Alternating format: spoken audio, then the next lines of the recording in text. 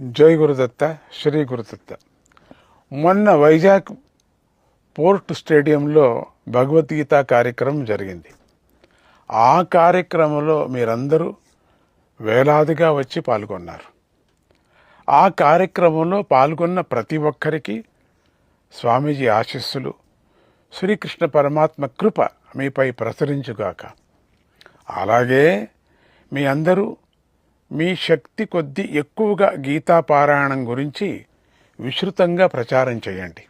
SGS భగవద్గీతలో మీరందరూ join అవ్వండి. అవకాశం ఉన్న వాళ్ళందరూ ధారణ మెమరైజ్ చేయటానికి నేర్చుకునే క్లాసుల్లో కూడా చేరండి. మీరందరూ కూడా స్వామీజీ వారు ఎక్కడెక్కడ గీతా పారాయణాలు చేస్తున్నా అక్కడికల్లా వచ్చి పారాయణం చేసే ప్రయత్నం చేయండి. ఆ భాగ్యాన్ని వదులుకోకండి.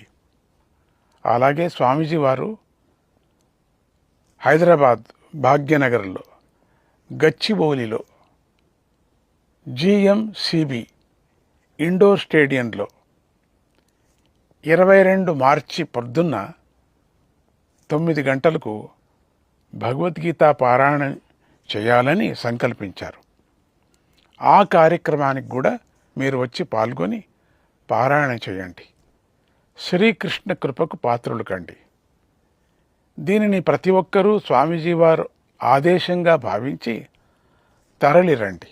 అలాగే 21 శనివారం సాయంత్రం భాగ్య లక్ష్మి రాగసాగర, దాన్ని కూడా వదులుకోవకండి. అందరికీ కూడా శ్రీకృష్ణుని కృప, దత్తుడి కృప కలగని కాక అంటూ కృష్ణం వందే జగద్గురు.